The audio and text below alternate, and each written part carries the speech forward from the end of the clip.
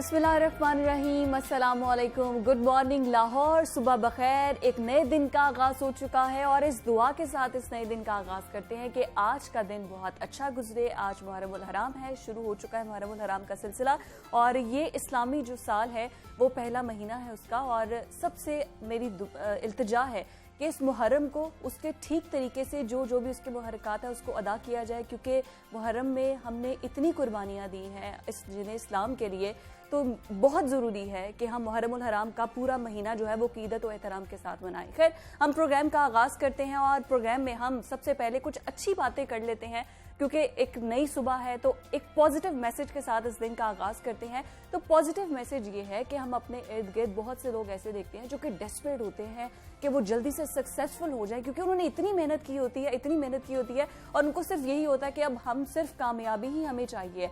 लेकिन वो एक चीज़ पर जो है वो फोकस करना भूल जाते हैं कि वो एक डिटर्मिन्ड होकर काम नहीं करते, फोकस्ड होकर काम नहीं करते, कॉन्सेंट्रेट होकर काम नहीं करते, जिसकी वजह से उन्हें कामयाबी नहीं मिलती। उनको बस डिस्प्रेशन होती है कि अगर हमने 8 घंटे या 10 घंटे काम किया है, 12 घंटे काम किया है तो हमें कामयाबी मिल जाए, हमें उसका पे बैक जल्द से जल्द कर दिया जाए। जिस स्टोरी से मैं इस प्रोग्राम का आगाज़ करना चाहूँगी, व्हाट्सएप, अगर मैं बोलूं कि उसके बगैर अब हमारी ज़िंदगी जो है वो नामुमकिन है। फ़ोन अगर हम पकड़ते हैं तो सबसे ज़्यादा जो हम ऐप यूज़ करते हैं दैट इज़ व्हाट्सएप। हम कोई भी चीज़ है, कोई भी ग्राफिक्स है, कोई भी पिक्चर है, कोई भी वीडियो है, हम एक दूसरे से ट्रांसफ़र करते हैं थ्रू व्हाट्सएप, क्योंकि सबसे ईजीएस्ट वे है, ये सब मोबाइल पे अवेलेबल है और आप व्हाट्सएप के थ्रू कॉल कर सकते हैं, वीडियो कॉल कर सकते हैं।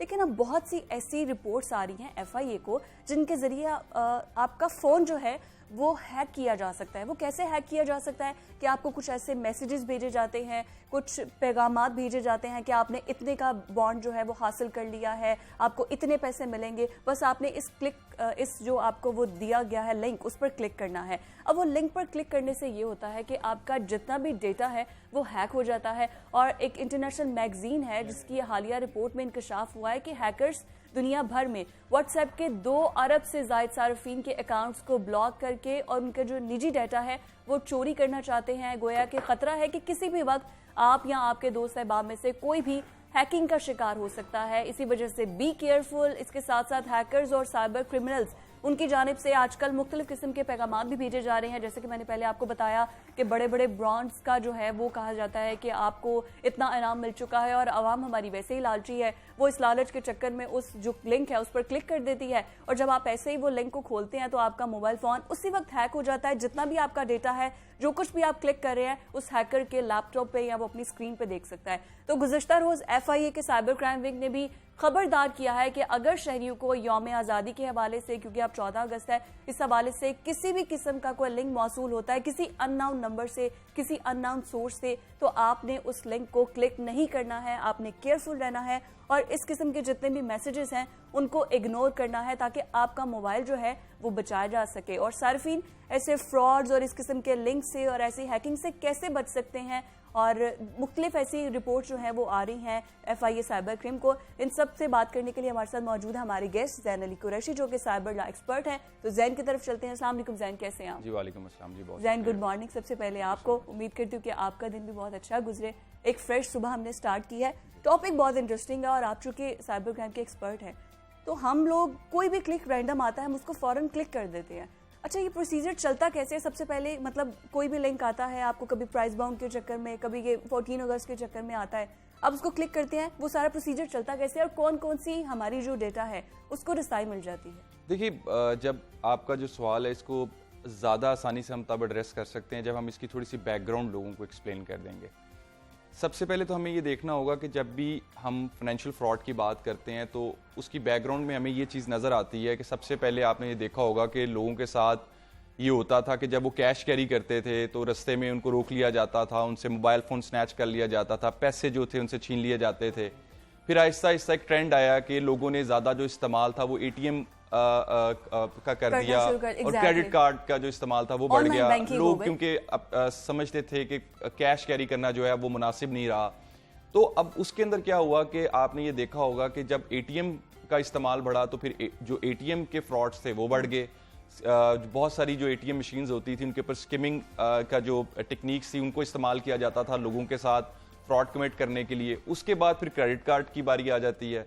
जब क्रेडिट कार्ड की बात आती है तो ये देखा गया कि क्योंकि फाइनेंशियल इंस्टीट्यूशंस ने भी लोगों को इनकरेज किया, जैसे कि उन्होंने कहा कि अगर आप स्पेसिफिक किसी ब्रांड पे शॉपिंग करेंगे तो 25% ऑफ मिलेगा इस स्पेसिफिक क्रेडिट कार्ड के ऊपर, या रेस्टोरेंट्स में जाएंगे तो 10% ऑफ मिलेगा, जो भी जो डिफरेंट ऑफर्स दी गई उसमें फिर लोगों का और कस्टमर्स का भी एक शौक जो था, इंटरेस्ट था, वो बढ़ा क्रेडिट कार्ड्स के लिए। अब हुआ ये, अब जो सिचुएशन जो हमारे सामने आती है वो ये आती है कि जब ये डिफरेंट जो थी वो हमारे सामने सूरत हाल नजर आती है कि डिफरेंट जब लोगों के पास क्रेडिट कार्ड फैसिलिटीज आई, डेबिट कार्ड फैसिलिटीज आई, तो जो फ्रॉडस्टर्स थे उनकी टेक्निक्स में भी आपने देखा कि दिन ब दिन जो था वो इजाफा होता गया और उन्होंने डिफरेंट टेक्निक्स के साथ लोगों को ट्रैप करने के डिफरेंट जो थे वो तरीकेकार जो थे वो निकाले। अब जैसे आपके सवाल की तरफ मैं वापस आऊंगा कि ये क्या होता है और ये किस तरीके से जो इस किस्म के जो फ्रॉडस्टर्स होते हैं वो क्या तरीकेकार अपनाते हैं। एग्जैक्टली द मेन प्रॉब्लम है, क्योंकि मुझे भी डेली बहुत से ऐसे लोग मिलते हैं। मैंने तो ये खुद देखा है, बाकायदा एक एक्सपर्ट आपकी तरह के थे, उन्होंने तो बाकायदा फोन मुझे मेरा हैक करके दिखाया कि उनकी लैपटॉप पे सारा आ रहा था, तो मुझे तो इस पे पता है कि काम किस तरह करता है। लेकिन ऑडियंस के लिए हमारे लोग they are not educated, they are not mature enough to understand that कि आप कोई भी ऐसे अननोन सोर्स से लिंक क्लिक नहीं कर सकते।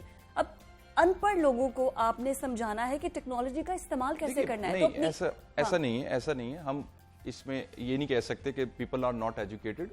ये जो क्राइम कमिट होता है ये जिन लोगों के पास तालीम है उनके साथ भी कमिट हो रहा है। Okay. इसका ताल्लुक आपकी तालीम के साथ नहीं है, इसका ताल्लुक अवेयरनेस के साथ है। अब अवेयरनेस का जहां तक सवाल आता है कि अवेयरनेस कैसे फैलाई जा सकती है, तो अवेयरनेस के डिफरेंट तरीकेकार होते हैं। जैसे ये शो है, ये एक अवेयरनेस के लिए एक अच्छा, मैं समझता हूँ कि एक मीडियम के तौर पर इस्तेमाल हो सकता है।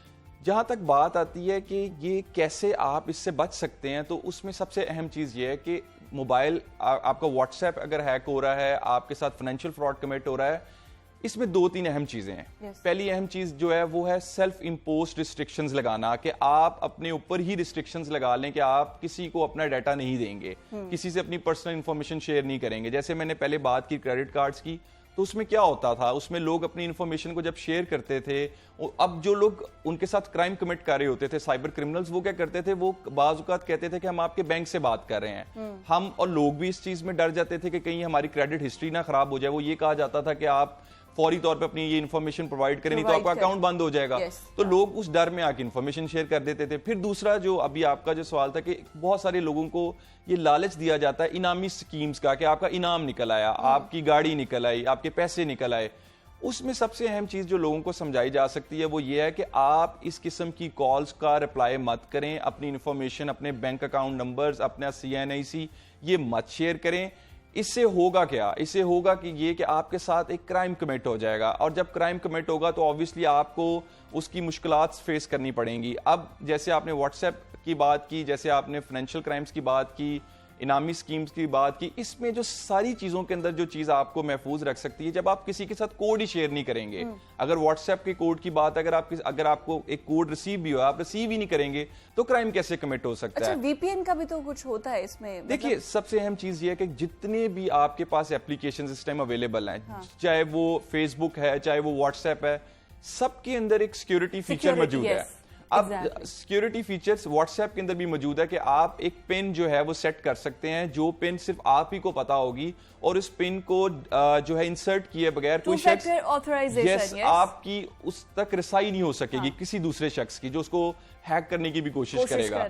तो हमें सबसे पहले जो भी हम एप्लीकेशन इस्तेमाल करते हैं उसकी सिक्योरिटी फीचर्स को देख लेना चाहिए। और अगर हमारे साथ क्राइम कमिट हो जाए, ये अब अगला सवाल है कि अगर फर्ज करें आपके साथ फाइनेंशियल फ्रॉड कमिट हो गया है, अगर आपके साथ जो व्हाट्सएप आपका हैक हो गया, तो इसको रिपोर्ट करें। रिपोर्ट करने का तरीकेकार क्या है कि मुझे इससे पहले मुझे ये बताइए, जब व्हाट्सएप आप किसी लिंक को, लेट्स सपोज मैंने अपना व्हाट्सएप लिंक कोई किसी ने मुझे सेंड किया, मैंने उसको क्लिक कर दिया और उसके बाद मेरा व्हाट्सएप हैक हो गया, तो उस व्हाट्सएप के अंदर जो इन्फॉर्मेशन होगी वही सब कुछ उस तक एक्सेस होगी या पूरे मोबाइल तक एक्सेस होगी? देखिए, अगर तो आपकी कोई मखसूस कोई एक स्पेसिफिक एप्लीकेशन जो है वो हैक हुई है, तो जाहिर सी बात है उस एप्लीकेशन के ऊपर आपकी उस तक दस्तरस खत्म हो जाती है।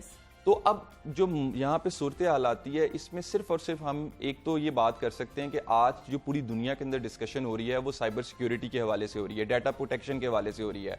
दुनिया में इस टाइम जो एक सबसे बड़ा टॉपिक डिस्कस हो रहा है वो ये है कि how to secure your people from the threats of cyber, आप साइबर अटैक्स के जो जो हैं उनके जो एक रेपरकशंस है उनसे कैसे बचा सकते हैं Exactly. अपनी आवाम को, अपने कंज्यूमर्स को, अपने सिटीजन्स को। अब ये देखिए जैन, आपकी नज़र से भी वो खबर गुजरी होगी कि हमारे जो प्राइम मिनिस्टर हैं इमरान खान साहब, उनका भी मोबाइल फ़ोन जो है वो पेगासस की तरफ से टेप किया जाता रहा है, वो भी हैक किया जाता रहा है। मतलब ये देखिए कि हैकर्स की जो ऑर्गेनाइजेशन है वो इतनी स्ट्रांग है। देखिए सिर्फ हम इसको लिमिट नहीं कर सकते टू द एक्सटेंट ऑफ के ये लोगों सिटीजन्स की हद तक नहीं, हमें इसको ओवरऑल भी देखना होगा। exactly. जैसे अगर हम बात करें ऑर्गेनाइजेशंस की, तो ऑर्गेनाइजेशंस जो होती हैं उनकी जो कामयाबी होती है वो इस पे डिपेंडेंट होती है कि how they use their information.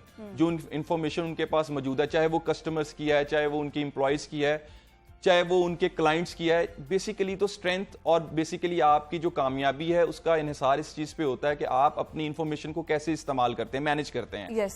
तो इसके अंदर जो सबसे अहम चीज हमारे सामने आती है वो ये आती है कि how to secure that information. जो इंफॉर्मेशन है अब वो पेजेस के ऊपर तो मौजूद नहीं है, वो तो दिन चले गए। अब तो वो जो इंफॉर्मेशन है वो कंप्यूटर्स के अंदर मौजूद है, वो लैपटॉप्स के अंदर मौजूद है, वो मोबाइल फोन्स के अंदर मौजूद है। तो आप इस इंफॉर्मेशन से आप एक कंपेटिटिव एडवांटेज भी रखते हैं अपने कंपेटिटर्स के ऊपर। तो जहां पर ये जरूरत है कि आम शहरियों को इसके जो नेगेटिव इफेक्ट्स हैं उनसे बचाया जा सके, ओवरऑल बिजनेस जो है हमारी ई कॉमर्स जो है, specially in the days of Covid अगर हम देखें, तो अब तो हमारा जो 90% जो लोगों की बाइंग एंड परचेज जो लोग कर रहे हैं वो लोग कर ही ऑनलाइन रहे हैं। बिकॉज ऑफ कोविड की वजह से तो ऑनलाइन जो हमारी शॉपिंग है, कोई भी चीज है वो सब कुछ ऑनलाइन चली गई। ऑनलाइन बैंकिंग, ऑनलाइन शॉपिंग, हमने किसी को कोई फंड, कोई पैसे, कुछ भी ट्रांसफर करना है तो हम उसको ऑनलाइन कर रहे हैं। तो मतलब ये तो आपकी बात ठीक है। सेकंड, आपने अवेयरनेस की भी बात बहुत ठीक की, लेकिन जब हम कोई भी एप्लीकेशन इंस्टॉल करते हैं तो हमारे फोन में हमसे वो असेस मांगता है बहुत सी ऐसी चीजों को, लाइक कैमरा, गैलरी, हमारे कॉल डाटा, फोन डाटा, हर चीज की असेस है। हम उसको असेस देते हैं उस एप्लीकेशन को इंस्टॉल करने के लिए, वो सारी इंफॉर्मेशन उनके पास चली जाती है। लेकिन अब जब हमारा सिस्टम हैक हो गया, चाहे इंफॉर्मेशन चली गई हमारी किसी के पास भी, उसके बाद अब नेक्स्ट स्टेप क्या होगा, हम उसको सिक्योर कैसे कर सकते हैं? 2 फैक्टर अगर ऑथराइजेशन हमने नहीं की तो उसके बाद नेक्स्ट स्टेप क्या होगा, हम उसको कैसे? देखिए, एक तो तरीकेकार ये होता है कि आप जो भी उस एप्लीकेशन के मैन्युफैक्चरर्स होते हैं उन्होंने कोई ना कोई उसके अंदर आपको ईमेल एड्रेसेस प्रोवाइड किए होते हैं अपने मसाइल के सॉल्यूशंस के लिए। दूसरा तरीकेकार ये है कि आप उसको रिपोर्ट कर सकते हैं FIA साइबर क्राइम सर्कल के अंदर। जब भी साइबर क्राइम कमिट होगा तो ये भी बताना लोगों को बहुत जरूरी है कि जो आपने आम पुलिस स्टेशन में उसकी रिपोर्ट नहीं दर्ज करानी, आपने FIA साइबर क्राइम सर्कल जो भी आपका मुतलका है आपके शहर के अंदर मौजूद है वहां पे आपने जाना है। और सबसे अहम चीज जो मैं समझता हूँ लोगों को जो हमें बतानी चाहिए वो ये बतानी चाहिए कि जो टेक्निक्स इस्तेमाल की जाती हैं, जिसमें एक टेक्निक है फिशिंग टेक्निक है, जिसमें आपकी फाइनेंशियल और पर्सनल इंफॉर्मेशन को हासिल करने के लिए आपको एक तरीके से ट्रैप किया जाता है। तो उस तरह की आपने उसमें बचने का सिर्फ तरीकेकार ये है कि अगर फर्ज किया आपको कहीं से कॉल भी आ गई है और वो ये बता रहे हैं कि हम आपके बैंक से ही बात करें, तो उस बैंक की अगर ब्रांच कोई नियर बाय है तो आप वो खुद भी जाके विजिट कर सकते हैं कि क्या आपने कोई ऐसी कॉल की है। और उसके अलावा बड़ी अंडरस्टूड वाली बात है कि आपको जो भी कॉल कर रहा है बैंक से, आपने जब अपनी सारी इंफॉर्मेशन बैंकर्स को दी हुई है तो वो अपने लैपटॉप से चेक कर सकते हैं। उनके सामने जो सिस्टम पड़ा हुआ है वो आपका नाम सिर्फ एंटर करेंगे और आपके जितनी भी इंफॉर्मेशन है वो सामने आ जाएगी। पता नहीं लोगों को ये चीज समझ क्यों नहीं आती। नहीं, देखिए, इसमें मैं ये समझता हूँ कि बाज़ औक़ात होता ही है, क्योंकि जैसे मैंने आपको बताया कि ट्रैप करने का तरीका ये देखें, इसमें डिफरेंट तरीकेकार इस्तेमाल किए जाते हैं। अब कुछ चीज़ें ऐसी हैं, जैसे कुछ अर्सा पहले मैंने ये बात भी बताई कि जो आपकी सिम कार्ड्स होते हैं, इन सिम कार्ड्स को अभी भी लोग अनरजिस्टर्ड सिम कार्ड इस्तेमाल कर रहे हैं, लोगों के नाम पे सिम्स निकलवाई हुई हैं। तो होता क्या है कि बाज साइबर क्राइम्स उनके थ्रू कमिट कर दिए जाते हैं। अब होता क्या है कि अगर आपको एक कॉल आ गई जिसके थ्रू आपके साथ एक शख्स जो है वो कम्युनिकेट कर रहा है, आप उसको सारा अपना डाटा शेयर कर रहे हैं, बाद में आपके पास बेसिकली मौजूद तो वो नंबर ही है जिसको आप लेकर जा सकते हैं। हाँ। और अगर वो नंबर भी उस साइबर क्रिमिनल के नाम पर रजिस्टर्ड नहीं है तो ये बहुत बड़ा इश्यू क्रिएट हो जाएगा कि वो कैसे पकड़ा जाएगा और वो आपकी रसाई उस तक कैसे होगी, जो इन्वेस्टिगेटिव इदारे हैं वो कैसे उस तक पहुंचेंगे। तो इसमें नो डाउट जो साइबर क्रिमिनल्स होते हैं वो जो टेक्नोलॉजी होती है उसी का फायदा उठा रहे होते हैं। मैं उनको क्लेवर नहीं समझता, मैं उनको कहीं भी ये नहीं समझता कि वो बहुत तेज होते हैं जो लोगों से क्राइम कमिट कर जाते हैं। मैं ये समझता हूं कि लोग लालच में आ जाते हैं। हाँ। लोग अगर थोड़ा सा उस चीज को देखें, उसको एक 5 से 10 मिनट उस बारे में सोचें कि ये जो हमसे इंफॉर्मेशन मांगी जा रही है ये क्यों मांगी जा रही है। अगर फर्ज किया किसी इदारे के हवाले से भी उनको कोई शख्स जो है ये फ़ोन करके कह देता है कि जी हम फलां इदारे से बात कर रहे हैं, हमें आपकी इन्फॉर्मेशन दरकार है, तो उनको ये चाहिए कि वहां भी उस इदारे का भी कोई ऑफिस होगा, उस इदारे का भी कोई हेड ऑफिस मौजूद होगा, वहां जा सकते हैं। जैसे हमने बैंक्स की बात की, तो यहाँ पर लोगों को सिर्फ बताने की जो जरूरत है वो ये है कि घर बैठे पैसे आ रहे हैं तो किसको बुरे लगेंगे, लालच में आके। यहाँ पर होता ये है कि वो जब आप उन पैसों को कोशिश करते हैं कि ये पैसे आ जाएं, तो जो आपके पास अपने अकाउंट में पड़े होते हैं वो भी चले जाते हैं। और यहाँ पर जो सबसे जो मैं समझता हूँ कि लोगों को, ये हमारा जो आज का शो भी है, ये भी एक मैं समझता हूँ कि अवेयरनेस है लोगों के लिए कि आप ऐसी फोन कॉल्स, ऐसी ईमेल्स, ऐसे मैसेजेस, इनका रिप्लाई मत करें, ऐसे कोड्स को शेयर मत करें, ऐसे लिंक्स जो कि आपको अननोन नंबर से आ रहे हैं या फिर नोन नंबर से भी आ रहे हैं, उनको शेयर मत करें। अब क्या हो रहा है कि आपको आपका दोस्त कहता है कि गलती से ये कोड आ गया, मुझसे शेयर कर दें, आपको ये नॉलेज होना चाहिए कि उसका व्हाट्सएप भी हैक हुआ है। हाँ। और वो आपके साथ आगे ये जो है वो क्राइम कमिट होगा। फिर लोगों के साथ मैं तो ये भी चीज देख के हैरान होता हूं कि अगर फेसबुक पे एक अकाउंट बना दिया जाता है, रातों रात वो अकाउंट बनता है, वो उन्हीं के दोस्तों को ऐड करता है, आप ही के दोस्तों से वो पैसे कलेक्ट कर लेते हैं, बाद में वो अकाउंट डिसअपीयर हो जाता है और आप फिर अपने दोस्त को फोन करके कहते हैं कि वो मैंने आपको इमरजेंसी में पैसे दिए थे। मेरे भाई के साथ हुआ है जी, उससे इसी तरह जैसे आप बता रहे हैं एग्जैक्टली कि उससे पैसे उसके दोस्त ने ले लिए और उसके दोस्त ने मेरे भाई को फोन करना भी मुनासिब नहीं समझा कि यार तुम फेसबुक पे मुझसे पैसे मांग रहे हो। तो यही बात लोगों को बतानी होगी। अगर आपको कोई ऐसा मैसेज आ गया है, अगर आपको कोई ईमेल आ गई है, अगर आपको फेसबुक के ऊपर किसी ने इस तरह कांटेक्ट किया, आप उस शख्स से तो पूछें जो जिस शख्स को उस इमरजेंसी में शो किया जा रहा है। एक कॉल है, आप एक कॉल करें और आपको वो उसकी ऑथेंटिकेशन हो जाएगी, आपको पता चल जाएगा कि क्या ये वाकई मसला मेरे किसी दोस्त के साथ हुआ या नहीं हुआ। और यही मैं समझता हूं कि यहाँ पर यही अवेयरनेस है जो लोगों को प्रोवाइड की जा सकती है। देखिए, मैंने सबसे पहले जब बात का आगाज किया तो मैंने इस तरह से किया कि स्ट्रीट क्राइम से किया। आपने ये देखा होगा कि उसमें कमी क्यों आई। लोगों ने अपने घरों के बाहर सीसीटीवी कैमरास लगा दिए। आपके सामने आया कि एक जो थी लोगों ने उन कैमरास का इस्तेमाल बड़ा इफेक्टिवली होना शुरू हो गया। फिर आपने ये देखा कि एक अवेयरनेस लोगों के अंदर आई कि लोग कैश कैरी नहीं करते थे, लेके नहीं जाते थे। ये मुझे बताइएगा जैन, अगर हम इसके इन सब प्रॉब्लम्स के सोल्यूशन की तरफ आए, साइबर क्राइम से हम राब्ता करते हैं तो हम एप्लीकेशन कैसे ऑनलाइन देंगे या फिर वो जो जिसके साथ ये हुआ है उसको खुद जाना पड़ेगा, और हमारा साइबर क्राइम विंग कितना एक्टिव है इस सारे मामलात में? देखिए, मैं हमेशा एक बात कहता हूं कि जब भी आप एप्लीकेशन, ऑनलाइन भी एप्लीकेशन फाइल हो सकती है, लेकिन कोशिश ये करें कि आप अपनी एप्लीकेशन को लेकर खुद जाएं। हाँ। उसमें ये है कि आपको बाज़-औक़ात अगर वहां जाके भी कुछ जो है हेल्प मिलेगी। आपको अगर फर्ज करें आपका क्राइम साइबर क्राइम था ही नहीं, कुछ और आपको जुरिस्डिक्शन पे जाना है, तो आपको वहां पे ये हेल्प मिल जाएगी कि आप अगर पुलिस स्टेशन के अंदर रिपोर्ट होने वाला क्राइम होगा तो वहां रिपोर्ट हो जाएगा। एक तो अपनी एप्लीकेशन को खुद लेकर जाएं, और दूसरी बात यह है कि जो आपका क्वेश्चन था कि क्या जो लॉ है वो इतना इफेक्टिव है कि लोगों को, विक्टिम्स को हेल्प मिल सके। लॉ इसमें बहुत वीक है। इशू ये है कि जो इलेक्ट्रॉनिक फ्रॉड है, prevention of electronic crimes act 2016 का, उसके अंदर इसकी सजा सिर्फ 2 साल है और वो बेलेबल है और नॉन कॉग्निजेबल ऑफेंस है। मैं इसी वजह से आपसे पूछा था क्योंकि मुझे खुद भी इस बारे में इंफॉर्मेशन है। क्वेश्चन पूछने का मकसद ये था कि हमारे मुझे तो ये भी पता है कि हमारे जो साइबर क्राइम विंग में इतने अफसरान ही नहीं है कि वो पूरी जुरिस्डिक्शन को कवर कर सके। उनके तो टीम मेंबर्स की तादाद बहुत थोड़ी है। हमारे तो गवर्नमेंट खुद सीरियस नहीं है इसको लेकर। नहीं, मेरा इसमें थोड़ा सा डिफरेंट व्यू है कि वहाँ पर लोग जो मौजूद हैं वो तो ये समझते हैं कि साइबर क्राइम क्या होता है। इसमें उनकी स्पेशलाइजेशन भी है और वहाँ पर बड़े एफिशिएंट ऑफिसर्स भी काम कर रहे हैं। असल जो मैं समझता हूँ जो मसला आता है वो कानून के हवाले से हमें देखना होगा कि जो कानून है उसके अंदर जो इलेक्ट्रॉनिक फ्रॉड है उसके अंदर सजा सिर्फ 2 साल है। और मैंने जैसे बताया वो बेलेबल ऑफेंस है, चाहे आपके साथ क्राइम 1 करोड़ का हो रहा है, 2 करोड़ का हो रहा है, अगर वो आप उसको रिपोर्ट करेंगे तो वो एक वहां पर बेसिकली लॉ को हमें थोड़ा सा स्ट्रेंथन करना होगा, पनिशमेंट बढ़ानी होगी, पनिशमेंट, ताकि जब तक पनिशमेंट नहीं होगी, इंसाफ नहीं मिलेगा, तब तक ये क्राइम रुकेगा नहीं। थैंक यू सो मच, आपने हमें इतनी इंफॉर्मेशन दी ताकि हम जो है वो इस तरह के फ्रॉड से बच सके। मकसद सिर्फ ये था कि आप लोगों को अवेयर किया जा सके कि अगर इस तरह से कोई भी मैसेज आता है तो उस लिंक को ओपन मत करें।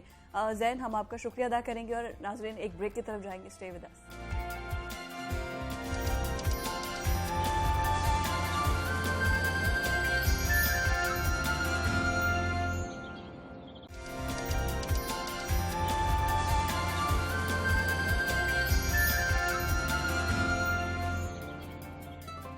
वेलकम बैक नाज़रीन, आपको एक बार फिर से खुशामदीद बोलेंगे जागो लाहौर में। मैं हूं आपके साथ फिजा रियाज और जो हम इशू पर बात करने जा रहे हैं वो है पानी।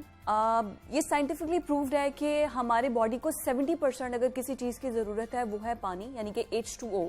और अगर यही पानी अगर हमें साफ नहीं मिलता है तो इसके हमारे जिस्म पर क्या असरात होंगे, हमारी सेहत पर क्या असरात होंगे, इस पर हम बात करेंगे। दुनिया का इस टाइम जो सबसे बड़ा मसला है वो यही है साफ पानी, और पाकिस्तान बहुत पीछे है साफ पानी से, क्योंकि पाकिस्तान के शहरियों को साफ पानी फराहम नहीं किया जा रहा है। और कोई भी पाकिस्तानी इस मुल्क में बसने वाला जो कि मिनरल वाटर अफोर्ड नहीं कर सकता, जो कि टैप वाटर पीता है जिसमें आर्सेनिक और जिसमें कभी समटाइम क्लोरीन की तादाद ज़्यादा होती है, जिसकी वजह से हमारी सेहत पर बहुत बुरे असरात आते हैं। बहुत सी ऐसे सर्वेस हो चुके हैं। अगर एक रिसेंटली सर्वेस की बात करें जो कि PCSIR की जानिब से किया गया, उसके मुताबिक 28 सिटीज़ ऐसे हैं पंजाब के जिसमें जो पानी में आर्सेनिक है उसकी तादाद ज़्यादा है और उसकी ख़तरनाक नताइज सामने आ रहे हैं, जिसकी वजह से हम कैंसर में मुब्तला हो सकते हैं। ये जहरीला पानी पीने की वजह से बहुत सी ऐसी बीमारियां हमें लग सकती हैं।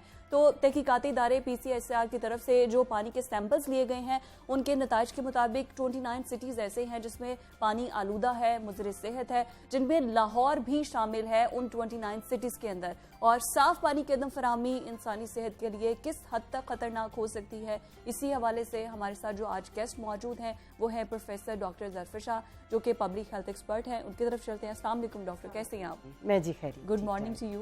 गुड और मॉर्निंग। मुझे ये बताइए कि पानी हम पीते हैं, मैं तो खैर हर घंटे में पता नहीं कितनी बार पीती हूँ, ये बॉडी नीड है, ठीक है, दिस इज सो अंडरस्टैंडेबल कि हमें पानी ज्यादा से ज्यादा पीना चाहिए। लेकिन वही पानी जो हमारी बॉडी को 70% जिससे हम बने हैं वही अगर जहरीला मिले, उसी के अंदर आर्सेनिक की तादाद अगर ज्यादा है तो फिर तो हमारे लिए ये जहर बनता जाएगा। कौन कौन से ऐसे केमिकल्स होते हैं जो कि इस पानी के अंदर शामिल हो जाते हैं जो उसको जहरीला कर देते हैं?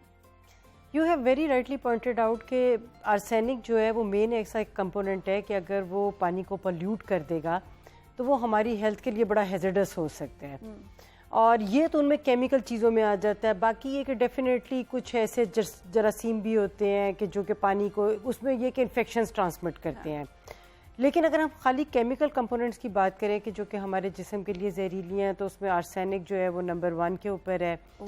अब देखना ये है कि आर्सेनिक की कौन कौन सी वजूहात हैं कि वो पानी में जाके तो उसको पोल्यूट कर सकते हैं। किसी जगह की सॉइल ऐसी होती है कि उसके अंदर आर्सेनिक की मिकदार ज़्यादा होती है, वो डीप सीप करता है और जाके अंडरग्राउंड वाटर को जो है पोल्यूट कर देते हैं। या इंडस्ट्रीज़ की तरफ से ऐसा, जिसे आप समझें कि उनका जो मवाद है ऐसा निकल रहा होता है और वो ड्रेन करके जाके पानी को आलूद कर देता है। ऐसा है जो इंडस्ट्रियल सेक्टर है जहाँ पे इंडस्ट्रीज हैं उनकी अगर टैप वाटर को देखें तो वो नमक और इंतहाई उसका जायका बहुत बद जायका होता है। ये उस इंडस्ट्रीज में जो पोल्यूट निकलता है उसकी वजह से पानी को खराब कर रहा है। बिल्कुल ऐसे ही है, ना सिर्फ बल्कि जिस आप बता रहे हो कि उसका टेस्ट डिफरेंट होता है, बल्कि उसका कलर भी अगर आप देखें तो साफ पानी की तरह का नहीं होता, गंदला सा होता है, पेल होता है। तो आर्सेनिक में ये कि आर्सेनिक में बड़ा केयरफुल रहने की ज़रूरत है कि कोई ऐसे पेस्टिसाइड की फैक्ट्री हो या जो दूसरी फैक्ट्रीज हैं उनके ऊपर चेक एंड बैलेंस रखने की ज़रूरत है। आर्सेनिक की एक बहुत थोड़ी अमाउंट भी जो है वो सेहत के लिए मुज़र हो सकती है। जिस तरह हम कहते हैं कि 10 माइक्रोग्राम पर लीटर भी जो है, अगर कहीं लोगों को microgram which is a very very small amount, microgram, जी बिल्कुल एग्जैक्टली, अगर वो वहाँ पे जाके कहीं ट्रिकल डाउन करके पानी में अंडरग्राउंड वाटर को कर देता है और ये लेवल मिलता है तो इमीडिएटली वहाँ पे स्टेप्स लेने की ज़रूरत महसूस होती है। लेकिन अगर लेवल इससे भी कम है आर्सेनिक का तो वो भी आप समझें जिस तरह स्लो पॉइजनिंग होती है, वो भी सेहत के लिए मुज़र सेहत हो सकता है और जिस्म में जो नुकसान पहुंचाएगा, डिफरेंट किस्म के कैंसर्स कर सकते हैं, स्किन की बहुत सी, जिल्द की बहुत सी बीमारियां हैं जिसके लिए हमारी लाइफ एक्सपेक्टेंसी कम होती जाती है। एग्जैक्टली। और ना सिर्फ ये कि ज़्यादा ख़तरनाक बात यह है कि जो हमारी यंगर पॉपुलेशन है, हमारे जो बच्चे हैं, उनके IQ लेवल के ऊपर इफेक्ट करेगा, जिसे हम कहते हैं कॉग्निटिव एबिलिटीज़, कि मतलब उनके सोचने समझने की सलाहियत और IQ लेवल जो है वो बहुत बुरी तरह से इससे इफेक्ट हो सकता है। बच्चों पे तो इसका बहुत बुरा इफेक्ट आता है। एग्जैक्टली। और जिस तरह मैं आपको बता रही थी कि जो एक लो लेवल का आर्सेनिक जो एक लंबी देर तक लोग उसको कंज्यूम करते रहे तो वो डायबिटीज़ मेलाइटिस कॉज कर सकते हैं। सो उसके साथ साथ वो आपके रेस्पिरेटरी सिस्टम्स के ऊपर इफेक्ट कर सकता है, आपके दिल के ऊपर इफेक्ट कर सकता है, डिफरेंट किस्म के जो कैंसर्स हैं उनमें लंग का कैंसर, लिवर का कैंसर, ये तमाम कैंसर जो मुख्तलिफ ऑर्गन्स के हैं ये उसमें ये कॉज कर सकता है। So it can be very very hazardous. तो इसके ऊपर चेक एंड बैलेंस रखना बड़ा ज़रूरी है। तो चेक एंड बैलेंस के लिए हम सिर्फ PCISR की, जैसे मैंने रिपोर्ट सामने बताई है कि 29 सिटीज़ ऐसे हैं जहाँ पे आलूदा पानी है, लाहौर भी इसमें इंक्लूडेड है। इसके सोल्यूशन की तरफ अगर हम जाएं तो हम घर में किस तरह से पानी को ठीक तरीके से प्रॉपर्ली साफ़ कर सकते हैं अगर इस तरह आर्सेनिक मिला पानी हमें मिल रहा है। बल्कि यहाँ पे तो सीवरेज मिला पानी भी मिल जाता है, क्योंकि अंडरग्राउंड सीवरेज की लाइन और पानी की लाइन सारे इकट्ठी गुजरती है। अंदर ही अंडरग्राउंड कहीं से डैमेज होता है सीवरेज की लाइन, और वो पानी और सीवरेज की लाइन दोनों मिक्स हो जाती है। अक्सर जो पानी से स्मेल आती है, पब्लिक को अगर अवेयरनेस के लिए मैं बताऊं तो वो सीवरेज मिला पानी होता है। इसकी वजह से आपके टैप वाटर में, नलके के पानी में, जब आप मोटर लगाते हैं नलके के पानी में जो स्मेल आती है, क्योंकि सीवरेज मिला पानी होता है, तो उसको प्योर कैसे किया जा सकता है? पहले तो मैं आपको बता दूं कि जो PCISR में पानी के सैंपल्स गए हैं, ये एक तरह की वाटर सर्विलेंस इसको कहते हैं, ये होती रहती है। That is an on going process. और जब ये वाटर सर्विलेंस होती है और उनकी रिपोर्ट्स आती हैं, सो उनके नतीजे में फिर गवर्नमेंट एक्शन लेती है। जो भी रेलिवेंट डिपार्टमेंट्स हैं वो पानी की प्योरीफिकेशन या आर्सेनिक की लेवल को न्यूट्रलाइज करने की, फिर जो भी उनकी रिमूवल की कोशिश होती है उसको करते हैं। और उसके ऊपर काम करने के बाद आवाम को फिर डेफिनेटली वो इंश्योर करते हैं कि साफ पानी मुहैया किया जाए।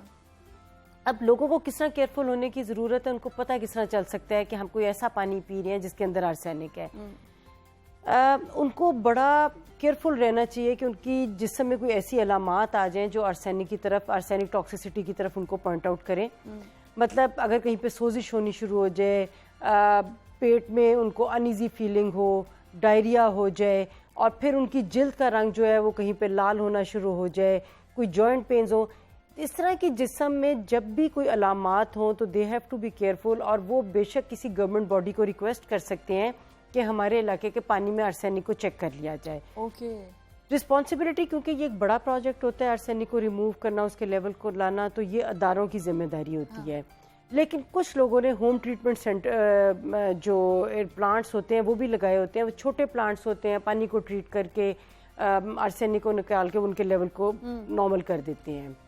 ठीक है। अच्छा, अगर बॉयल वाटर की बात करें तो एक आम मिथ है कि अगर आपने पानी उबाल लिया, अक्सर लोग तो पानी उबालते भी नहीं है, लेकिन अगर किसी ने पानी को उबाल के इस्तेमाल कर रहे हैं तो ये कहा जाता है कि बॉयल वाटर के अंदर जितने भी ऐसे जहरीले मवाद हैं वो ख़त्म हो जाते हैं, डेड हो जाते हैं। Is that true? अगर पानी उबालना है तो कितने मिनट तक उबालना है, और क्या उबालने के बाद आर्सेनिक की या जितने भी और जहरीले मवाद हैं, क्या उनकी जो लेवल है वो डाउन हो जाता है? जो हमारी इन्फेक्शंस हैं जिनको हम माइक्रो ऑर्गेनिजम्स कहते हैं, जिसमें बैक्टीरियल इन्फेक्शंस आ जाती हैं, आपकी वायरल इन्फेक्शंस आ जाती हैं, वो तो जब भी आप पानी को उबालेंगे, और कम से कम उसको 10 से 20 मिनट तक उबालें। जब आप इतना उबाल लेंगे तो डेफिनेटली वहाँ पे ऐसी कोई जिंदा माइक्रो ऑर्गेनिज्म नहीं रहेगा जो जाके आपके जिस्म के अंदर इन्फेक्शन कर सकते हैं। मतलब इम्प्योरिटी सारी खत्म हो जाती है। ख़त्म हो जाती हैं। लेकिन जो केमिकल चीज़ें हैं उनको, उनके लिए कुछ और भी चीज़ों के लिए ट्रीट करना पड़ता है। लेकिन घरों में जो आप स्टेप्स ले सकते हैं, ख़ास तौर पे अपने बच्चों के साथ, ये जो आर्सेनिक है ये हमारी लकड़ी से भी आती है, वुड की जो चीज़ें होती हैं उनसे भी आती है, क्योंकि ये आर्सेनिक जो है ये वुड प्रिजर्वेटिव के तौर पे भी यूज़ होता है। फिर ये जो कीड़े मार दवाइयाँ होती हैं, पेस्टिसाइड्स वगैरह, उनके अंदर भी होता है।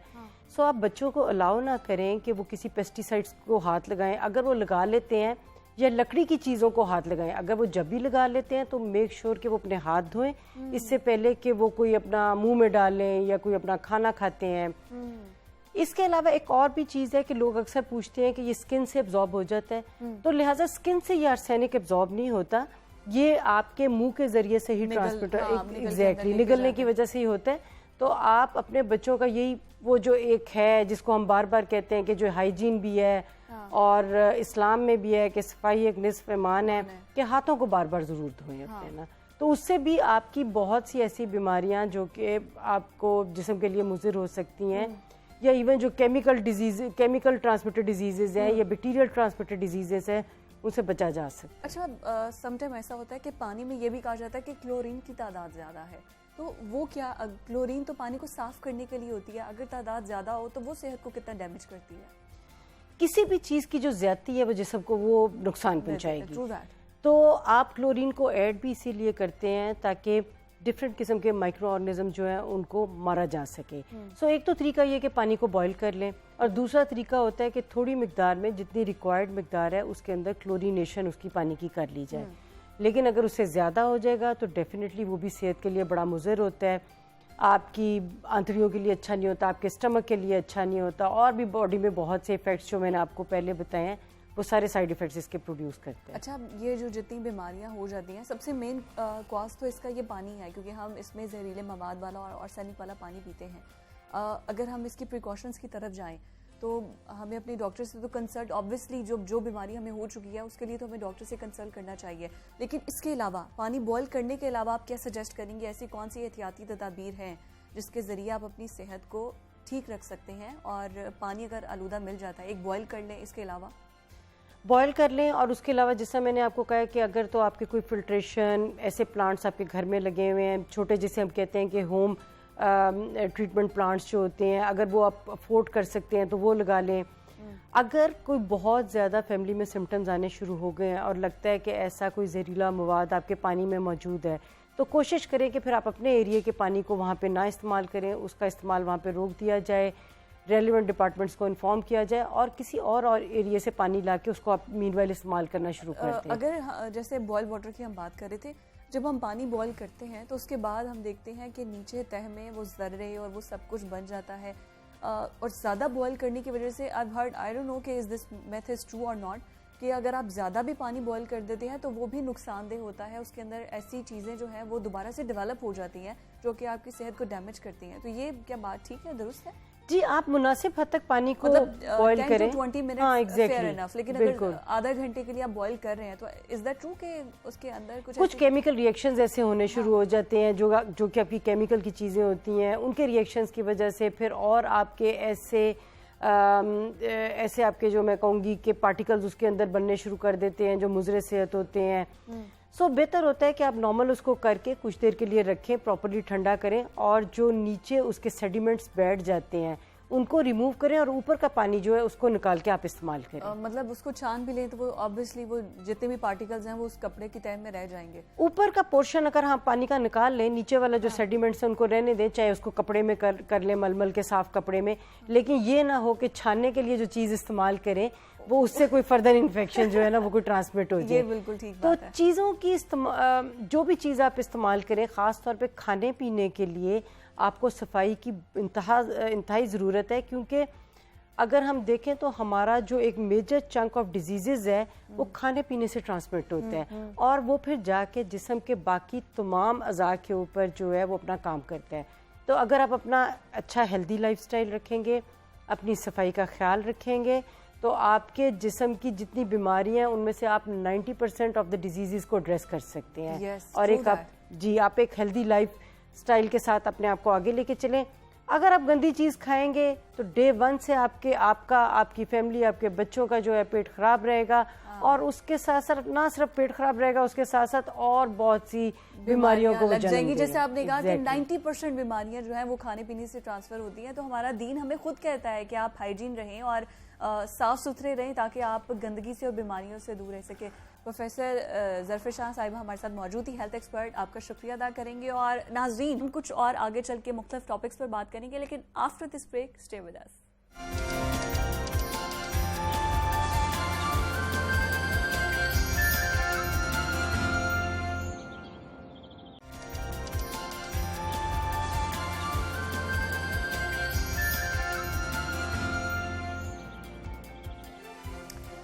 वंस अगेन वेलकम बैक जी। जागो लाहौर में आपको खुशामदीद कहते हैं, और अब कुछ बात करते हैं ख्वातीन की और ख़वातीन को जो दस्तयाब मौक़े हैं उस हवाले से। तो लाहौर में ख्वातीन की जो तालीम के लिए बहुत से ऐसे यूनिवर्सिटीज़ हैं, गिनी चुनी यूनिवर्सिटीज़ हैं जिसमें सिर्फ विमेन जो है वो एजुकेशन हासिल करते हैं। और लाहौर का खूबसूरत इलाका है गुलबर्ग, वहाँ पर है government college of home economics जो कि 1956 में बना था, और अब तक कौमी सतह पर वो ख़वातीन की पेशा वाराना तालीम व तरबियत के लिए कोशिशें कर रहा है, मुनज़्ज़म कोशिशें कर रहा है। और अच्छी बात यह है कि 2017 में इस कॉलेज को यूनिवर्सिटी का दर्जा दे दिया गया था, लेकिन अब सूरत हाल ये है कि बहुत से ऐसे लोग हैं जिनकी जानिब से इस इकदाम को एक जिसे तारीखी इकदाम भी करार दिया जा रहा है, लेकिन ऑन द अदर हैंड कुछ लोग ऐसे हैं जो कि इस फैसले पर तनकीद कर रहे हैं और ये कह रहे हैं कि इसको यूनिवर्सिटी नहीं बनाया जाना चाहिए था।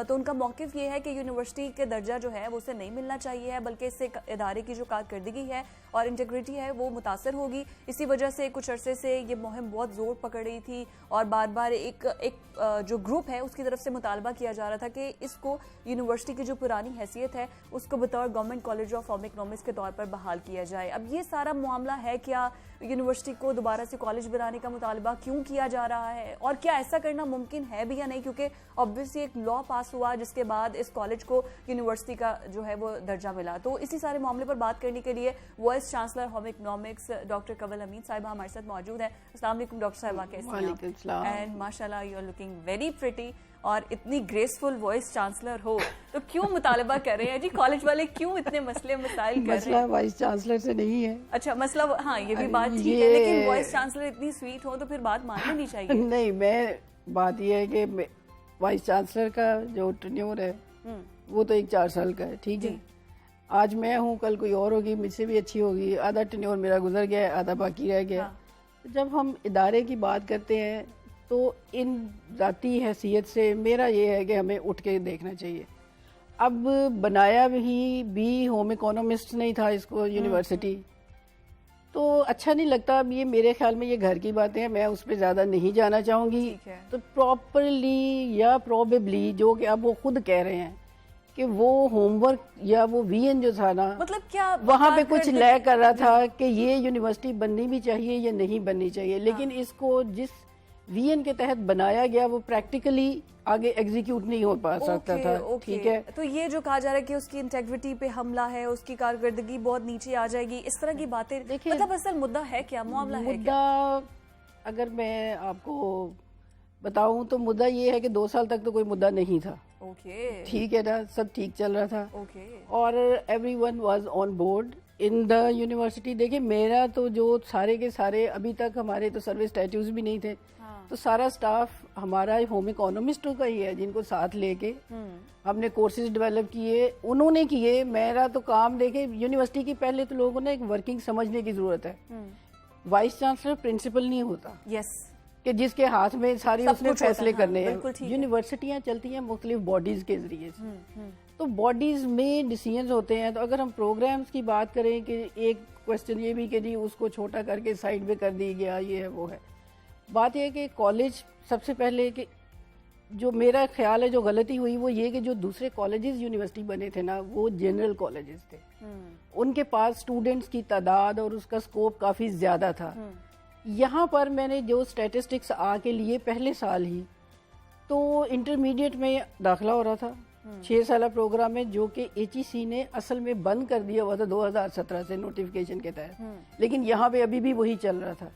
एक तो अगर उसको मैं स्प्लिट नहीं करते तो 6 साल बाद जब इन बच्चों ने डिग्री लेनी थी तो वो HEC ने रिकॉग्नाइज नहीं करनी थी। ओके। एक वो मैथ्स था जिसको 2 सेशंस का बड़ी मुश्किलों से क्लियर किया। ठीक है। और उनके लिए इक्विवेलेंट सर्टिफिकेट के लिए IBCC बात कर, छोड़े लॉन्ग, तो बड़ी मुश्किलों से एक तो उसको किया। तो ये भी बहुत जरूरी था क्योंकि HEC ने कहा था कि आप अपने इंटरमीडिएट को अलग करें 2017 में। ओके। मैं आती हूँ 2019 में। ठीक है, ठीक है। उससे पहले HEC का डिसीजन ये था कि उसको अलग करें और अपने मुतल्लिका बोर्ड के साथ रजिस्टर्ड हों। ओके। नहीं हुआ गया। ठीक है, ना यूनिवर्सिटी ने नोटिस लिया क्योंकि ये एफिलिएटेड कॉलेज था। ना कॉलेज ने इसके ऊपर काम किया। बच्चे आ गए। अब जाहिर है मुझे उनके लिए कोई सोल्यूशन निकालना था, वो हमने सोल्यूशन निकाला, वो भी मुख्तलिफ कमेटियों के जरिए निकाला जैसे भी था। तो उनको इंटरमीडिएट को वहाँ स्प्लिट करना था और HEC के मुताबिक हमें 4 साल BS प्रोग्राम जो होम इकोनॉमिक्स का, उसमें उनको आगे दाखिला देना था। तो सारा होम इकोनॉमिक्स का सिलेबस इन्हीं कोलीग्स ने, जो टीचर्स हैं साथीदार, उन्होंने रिवाइज किया। ये लॉबिंग है जो मसला कर रही है। नए कोर्सेज रिवाइज किए और जो एक्सपेंशन है, जिनको ये जाहिर है आगे यूनिवर्सिटी ने बढ़ना था ना, तो जो इन्हीं की जो स्पेशलाइजेशन थी, से फूड एंड न्यूट्रिशन एक स्पेशलाइजेशन है, आर्ट एंड डिजाइन एक स्पेशलाइजेशन है, उसी के अलग से मजीद BS प्रोग्राम्स ऐड किए गए इस वक्त। अब मसला ये है कि देखें उस वक्त शुरू में जब ये बना था ना, तो उस वक्त वाकई यही सिर्फ इदारा था जो ये सारी स्किल सिखा रहा था। हम बात करते हैं 50 साल पीछे या 60 साल पीछे। अब जब आप मार्केट को देखते हैं, जब इतने सारे इदारे 4 साल एक बच्चा डिग्री लेकर आ रहा है आर्ट एंड डिजाइन में या फूड एंड न्यूट्रिशन में किसी दूसरी यूनिवर्सिटी से, आपका बच्चा जो है वो अगर सिर्फ स्पेशलाइजेशन लेके जाएगा तो मार्केट में अब कौन किसको लेगा? या जिसने पूरा 4 साल आर्ट एंड डिजाइन किया है या इंटीरियर डिजाइन किया है या जिसने 2 साल में किया है। हाँ, exactly. एक ऑप्शन के एक स्पेशलाइजेशन। हाँ।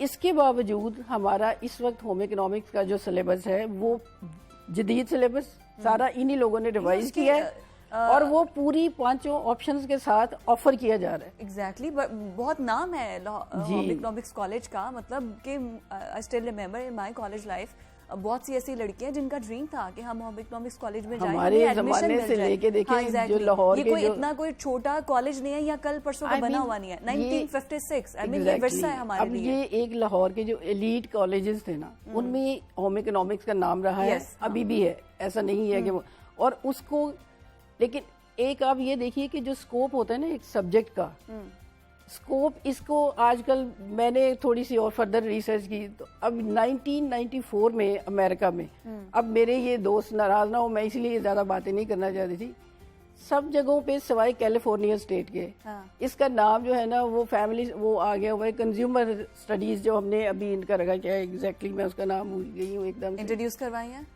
जी, उसका नाम जो है ना होम इकोनॉमिक्स का, वो सिर्फ कैलिफोर्निया स्टेट में यूज हो रहा है। तो अमेरिका की जब हम बात करते हैं कि ये वहां से शुरू हुआ था, तो अभी भी तो देखें कि अमेरिका में अब क्या है। लेकिन अहम बात क्या है कि लाइफ स्किल्स या ये फैमिली स्टडीज के तौर पर ही स्किल्स के तौर पर वहां पर हायर सेकेंडरी स्कूल्स में और कॉलेजेस में सब्जेक्ट के तौर पर पढ़ाया जा रहा है सबको, कि ये स्किल सबको आनी चाहिए। जी हाँ। तो अब मसला ये है कि वक्त के साथ अगर हम इवॉल्व नहीं करते तो फिर स्पीशीज वही जिंदा रहती हैं जो इवॉल्व करती हैं। ठीक है, तो सिर्फ हिस्ट्री को लेना, उस लेगेसी पे खुश होना और उस लेगेसी पे फ्यूचर को बिल्ड करना, that is what we have to do. देखिए, अगर मैं एक डेजिग्नेशन पे हूँ और मुझे तरक्की मिल रही है, कॉलेज से यूनिवर्सिटी बन रहा है, तो इसमें इशू होना नहीं चाहिए। आपको एक इदारे को एक फेम मिल रहा है, उसको एक यूनिवर्सिटी का दर्जा मिल रहा है, तो दिस इज मेरे लिए तो ये मतलब समझ नहीं मुझे आ रही कि आखिर इस हल्के को मसला क्या है। मैंने आपसे इसलिए कहा ना कि मेरा एक अपना मिजाज है, मैं बातें जो होती है कंट्रोवर्शियल, मुझे समझ नहीं आ रही कि आखिर मसला क्या। अगर मेरे पास सारे सवालों के भी जवाब हैं, सब कुछ है, लेकिन मैं बहुत ज्यादा मैं सिर्फ फैक्ट्स पे बात करना चाह रही हूँ। ठीक है, एज अ वाइस चांसलर मेरा रोल क्या है, उसको एज अ यूनिवर्सिटी ग्रो करवाना। ठीक है, अब फैक्ट्स एंड फिगर्स मैं आपको बता देती हूँ कि होम इकोनॉमिक्स में अभी भी जो कहते हैं ना दाखिले इंटरमीडिएट खत्म पिछले साल हुए हैं, 19 में 20 में हुए हैं, 500 प्लस टू 600 एडमिशंस हैं। ठीक है, और ये बच्चियां अगर हम फाइनल में देखें जो पास करके निकल रही हैं, कॉलेज के ज़माने के स्टैटिस्टिक्स के हिसाब से ना 200 प्लस माइनस है। ओके, अच्छा। तो अब आप मुझे बताएं, इवन एक कॉलेज भी इतनी बुनियादी जगह के ऊपर चल रहा है, तो ये एक मतलब एक मुझे नहीं पता, गवर्नमेंट ने कॉलेज बनाना है, कॉलेज बना देती, वापस बना दे, मेरा क्या है, मैं तो चली जाऊंगी। It's not my issue, issue is that is governments land, it is not a trust.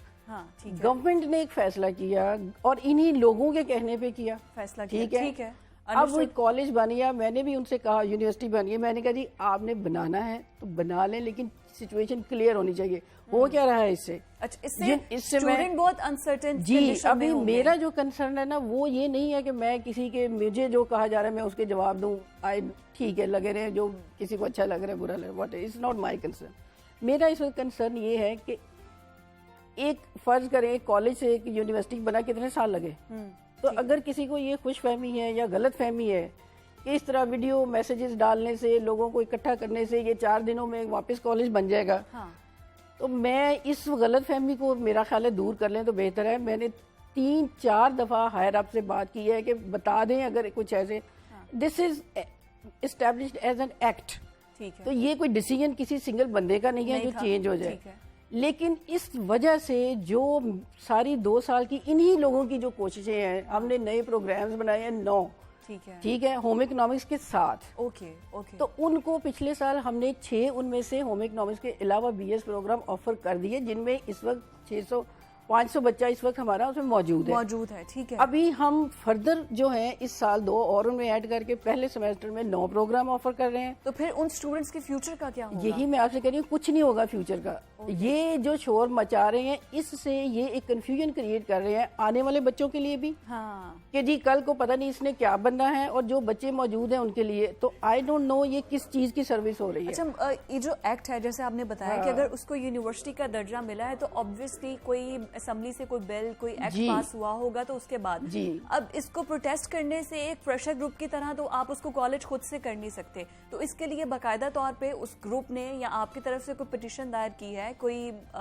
किसी भी गवर्नमेंट के इदारे में, एचईसी में या फिर पंजाब असेंबली में कोई एक्ट करवाया गया हो? देखिए एचईसी से तो मैंने इसको 1 साल हमने काम किया है और एचईसी ने आगे विजिट किया और इसको रिकग्निशन चाहिए होती है, ठीक है, उसने वो दी। ये पंजाब गवर्नमेंट के बना हुआ है ना, एग्जैक्टली। अब पंजाब गवर्नमेंट ने बनाया, इन्होंने जो अभी तक जो चीजें सामने आ रही हैं वो तो सोशल मीडिया का बहुत ज्यादा यूज है, इसी तरह से जी उधर इकट्ठे हो गए या कुछ है। अभी चांसलर साहब से मिले तो प्रेजेंटेशन, अच्छा मुझे ना समटाइम्स मुझे खुद भी, मैं ये चाह रही हूँ कि मैं देखूं कि एक्चुअल क्या चाह रहे हैं, लेकिन वो म्यूचुअल इतनी कॉन्ट्राडिक्शंस हैं चीज़ों में कि एक पिक्चर सामने लेकर आना कि ये हेरिटेज है इसलिए इसको बचाया जाए, हाँ, या ये तारीखी विरसा है बचाया जाए। बात ये है कि ये म्यूजियम नहीं है, हाँ, एक गवर्नमेंट का एजुकेशन का इदारा है, लाहौर के अंदर है। हाँ, तो अगर ये इदारा 600 बच्चों की बजाय से 2,000 या 5,000 बच्चों को एजुकेशन दे सकता है तो उसको क्यों नहीं देना चाहिए? अगर दूसरे सब्जेक्ट्स आ जाएंगे इसका ये मतलब हरगिज नहीं है कि होम इकोनॉमिक्स पे कॉम्प्रोमाइज हो रहा है। हाँ। हमारी सारी डेवलपमेंट, सारी लैब्स होम इकोनॉमिक्स से रिलेटेड हैं, जो इतने बुरे हालों में थी। अगर मैं आपके साथ पिक्चर शेयर करूं तो आपको यकीन ना आए कि वो, तो मुझे एक और भी अफसोस है कि काश ये सारे लोग जो अब ये बात कर रहे हैं, बाहर से भी और अंदर से भी, इन्होंने इतना पहले लाइजॉन किया होता तो एक कॉलेज के तौर पर भी इसको डेवलप किया होता। जा सकता मतलब था। किसी ने बाहर से भी खबर नहीं ली कि वो किस हाल में है और अंदर से भी मदद नहीं मांगी गई कि हमारी मदद करे। हाँ। तो अब यूनिवर्सिटी के तौर पर उसको ग्रांट्स, आपको भी पता है जितनी मुश्किलों से मिलती हैं, वो लेके उसकी लाइब्रेरी को चेंज, उसकी लैब्स को चेंज, वो सारी चीजें कर रहे हैं, पैसे लगा रहे हैं। इसलिए तो नहीं है कि साल के बाद सिर्फ 150-200 बच्चा यहाँ से जाए। एग्जैक्टली, ठीक है। तो वही को आम करने में हर्जी क्या है? तो अगर वही लैब्स स्पेशल होम इकोनॉमिक्स वाले भी यूज करें, जो कि प्रोग्राम, वो मैं फिर बता दूं, वो सारी ऑप्शंस मौजूद हैं। ठीक है। तो नए बच्चों को भी कोई कंफ्यूजन की जरूरत नहीं है। ठीक। बल्कि हम इस दफा जो BS वो है ना, associate degree in home economics, हाँ। कॉलेज का ऑलरेडी एक और गलतफहमी के जी कॉलेज को कायम किया जाए। बाय द वे, जब यूनिवर्सिटी का अपना कॉलेज होता है ना, वो सिर्फ यूनिवर्सिटी ने नोटिफाई करना है, उसके लिए हमें 4-5 साल किसी ने कहा तो पता नहीं कब कॉलेज बनेगा, तो वो हमने नोटिफाई करना है। और कॉलेज इस्टेब्लिश होम इकोनॉमिक्स का इसी जगह पे, जो उनका ये कंसर्न है कि नई क्लासें कहाँ पर होंगी, तो इतने बच्चे कहाँ पे आएंगे। अभी हमारा नया एकेडमिक ब्लॉक जो है वो अप्रूव हो गया है। मुझे भी पता है कि मैंने एक, obviously I have to provide space, तो इसलिए हम ग्रेजुअली चल रहे हैं कि जितने बच्चे उतने ही प्रोग्राम्स ऑफर कर रहे हैं जिनको हम एडजस्ट कर सकते हैं। तो साथ कंस्ट्रक्शन हो रही है, रेवेन्यू भी तो आएगा, जितने बच्चे एडमिशन लेंगे रेवेन्यू भी तो आएगा। अब बात यह है कि यूनिवर्सिटियां, अब गवर्नमेंट ने तो 3 साल के लिए फंड देने हैं, पंजाब गवर्नमेंट, ठीक है, उसके बाद वो कहते हैं आप फेडरल में जाएं, तो रेवेन्यू जनरेशन कहाँ से आएगी? इतने बच्चों से तो कॉलेज भी नहीं चल सकता। तो अब 10 करोड़ सिर्फ सैलरीज या कॉलेज के तौर पर बजट था जो मैंने फिगर्स लिए, ठीक है, अब 10 करोड़ खर्च हो गए। आपकी जो बच्ची पास आउट कर रही है 6th ईयर तक पहुंचते पहुंचते, यानी 600 से वो मैक्सिमम नंबर जो है ना वो 200 है। तो 200 बच्चा बाहर पास आउट होके जा रहे हैं, ठीक है। और उनमें से कितने मार्केट में जा रहे हैं, बहुत अच्छी हैं इनकी पुरानी जो लोग हैं, बड़े एस्टेब्लिश्ड वो काम कर रहे हैं, ये मैं एडमिट करती हूँ, वो मुख्तलिफ जगहों पे हैं, हर तरह के इदारों पे हैं, इन ब्रॉड बेस्ड स्किल्स की वजह से, ठीक है।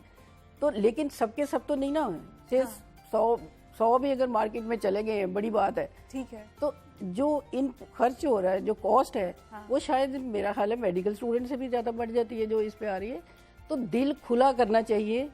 दूसरे अगर कोर्सेज भी शुरू होंगे, not compromising on home economics, तो this is not an issue. हम उसी तरह से ग्रो कर रहे हैं, जब ज्यादा तादाद स्टूडेंट्स की होगी तो ही गवर्नमेंट से हम अलग भी बिल्डिंग लेंगे ना। अभी इतने से बच्चों के लिए हाँ ठीक है, ठीक मतलब है ना। तो understood अभी है। जब जितने यहाँ पर समा सकेंगे यहाँ पर समाएंगे, जो अदरवाइज जब ये स्प्लिट होता है, हमें नई बिल्डिंग चाहिए, तो ऑब्वियसली ये जगह जो है ये होम इकोनॉमिक्स की लैब पर्पस बिल्ड सारी बनी हुई है, तो फिर ये इसी के पास ज्यादा रहेगी। जो नई जिनको अभी भी हम जो सब्जेक्ट्स वो शुरू करें जिनमें ज्यादा लैब्स की जरूरत नहीं है, यू नो। हाँ ठीक है, वही सब्जेक्ट्स वही कोर्सेज इंट्रोड्यूस करवानी चाहिए, जी। वही आउटलाइन हो। अगर स्पेसिफिक अलग से कोई ब्लॉग बनाना पड़ता भी है, हर तो वो यूनिवर्सिटी के अंदर ब्लॉग्स those होते are हैं, there, बनाए जी। आप होम इकोनॉमिक्स सेक्टर को बिल्कुल अलग रखें और जो दूसरा सेक्टर है देखिए, उसको अलग कर दें। You should be not a problem maker, you should be a solution maker, के सोल्यूशन की तरफ जाए। मतलब इस वक्त सिर्फ जो मैं आपको यही अब दोबारा से बता दूं कि बच्चों को भी कंफ्यूज होने की कोई जरूरत नहीं, क्योंकि मेरा कंसर्न वो है, ठीक है, और जो आने वाले हैं उनको भी नहीं, क्योंकि अगर ये इस तरह कंफ्यूजन क्रिएट किए रखेंगे, अभी ये वापस कॉलेज तो बनने से रहा, हाँ। लेकिन जितने बच्चों ने आना था ना वो भी नहीं फिर आएंगे कि पता नहीं कल को इसने ये होना है या वो होना है। जो लोग वहाँ, जो बच्चियां वहाँ पर पढ़ रही मौजूद होंगी, हैं, वो वो भी मेंटली जी, प्रेशराइज्ड मेरे- होंगी, मुझ तक ये उनकी भी- स्टडी कितनी डिस्टर्ब होगी, ये सोचने की बात है कि उनके फ्यूचर से तो एटलीस्ट ना खेला ये जाए। मेरे पास पहुंचा है कि बच्चे परेशान हैं, तो अपने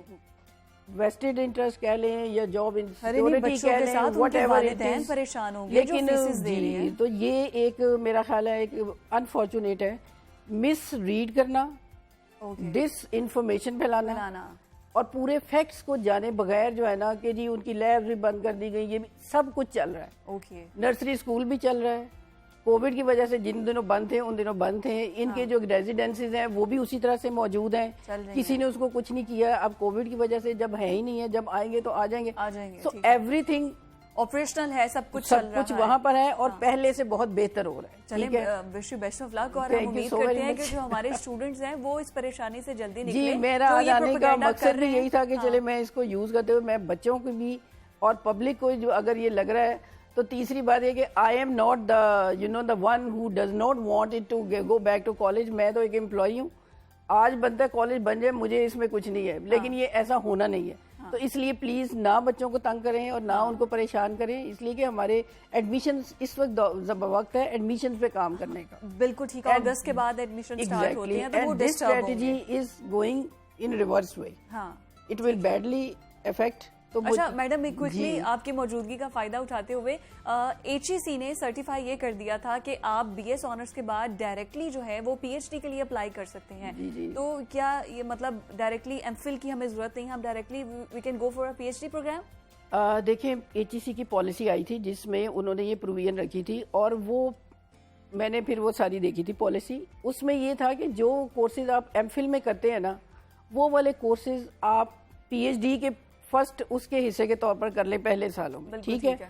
लेकिन उसके बावजूद उसमें कुछ ऐसे इश्यूज थे जो कि सेटल करने की जरूरत थी, हाँ ठीक है। जिस पे कुछ यूनिवर्सिटियों ने तो उसको शायद अडॉप्ट कर लिया, जिन्होंने जल्दी से, तो वो उन्होंने उस पर शुरू किया, लेकिन जो बड़ी यूनिवर्सिटियां थी उन्होंने नहीं किया, हाँ, स्टार्ट नहीं किया। तो इसलिए उस पर डिबेट हुई, तो अब वो उसको दोबारा से रिकंसिडर कर रहे हैं, रिव्यू की तरफ चला गया, रिव्यू की policy तरफ है। गए हैं ठीक कि है। इसमें फिर वो सारी फीडबैक ले रहे हैं। वाइस चांसलर की मीटिंग हुई, it's very good, they have taken on board all the vice chancellor. ठीक तो है। उसको दोबारा से जो मतलब भी अब ये उसमें- रिव्यू की तरफ जी, है, अभी रिव्यू कोई की फाइनल तरफ डिसीजन है, आया हाँ, नहीं है HEC हाँ। का। Thank you so much, doctor Kanwal Amin हमारे साथ मौजूद थी। एनीवेज, हम एक ब्रेक की तरफ हमने जाना है, स्टे विद अस।